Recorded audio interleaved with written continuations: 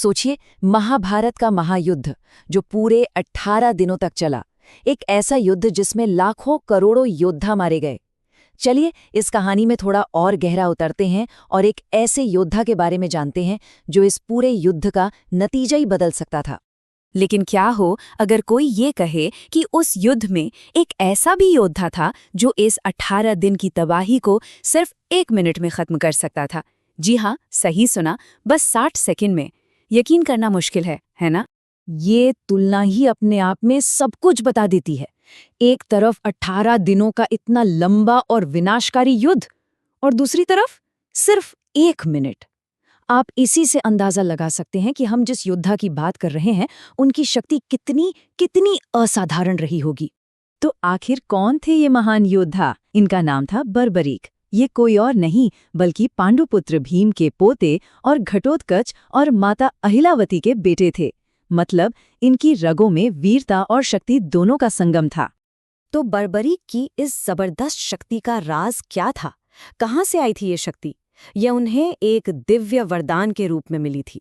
हुआ ये था कि बर्बरीक ने बहुत कठोर तपस्या से भगवान शिव को प्रसन्न किया था और शिवजी ने उन्हें 3 ऐसे अमोघ बाण दिए थे जो कभी अपने लक्ष्य से चूक ही नहीं सकते थे।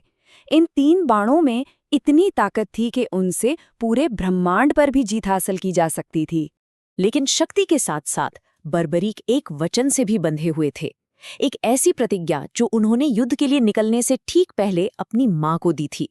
और यही वचन उनकी सबसे बड़ी और सबसे कठिन परीक्षा बनने वाला था। उनकी मां अहिलावती ने उनसे कहा, बेटा तुम हमेशा हारने वाले पक्ष का सहारा बनना।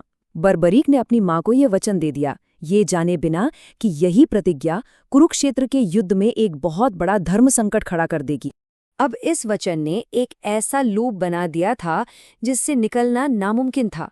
सोचकर देखिए, अगर बर्बरीक हारते हुए कौरवों का साथ देते तो पांडव हारने लगते, फिर अपने वचन के हिसाब से उन्हें पांडवों की तरफ से लड़ना पड़ता।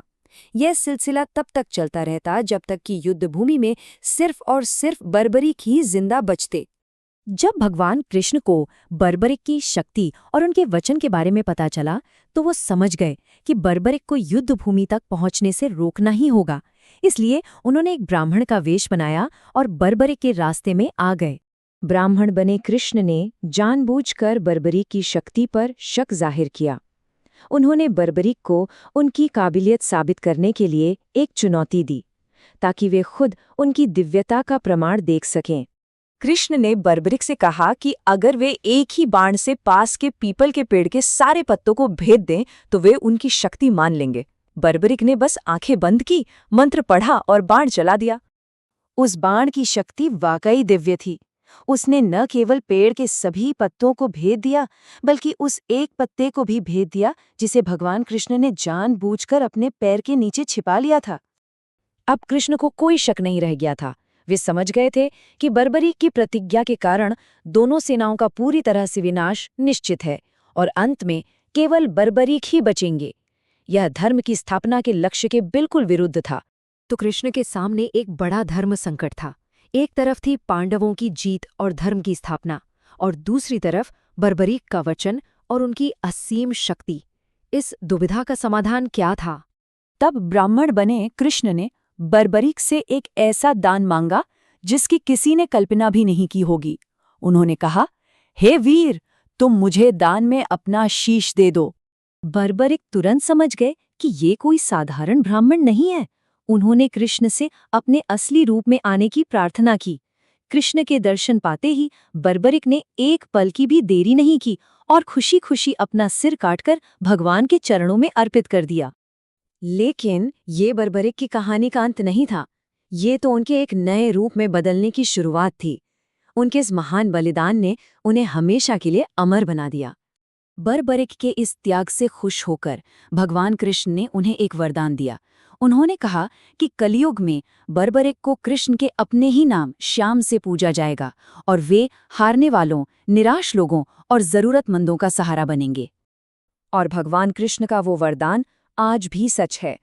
आज वही वीर बर्बरीक राजस्थान के प्रसिद्ध खाटू धाम में श्याम बाबा या हारे का सहारा के रूप में पूजे जाते हैं, जहां लाखों भक्त अपनी उम्मीदें लेकर आते हैं। बर्बरीक की कहानी हमें एक गहरा सवाल सोचने पर मजबूर करती है, क्या सच्ची जीत युद्ध के मैदान में मिलती है या फिर धर्म और कर्तव्य के लिए खुद को बलिदान कर देने में? ये एक ऐसा सवाल है जिसका जवाब शायद हर किसी को अपने अंदर ही खोजना होगा।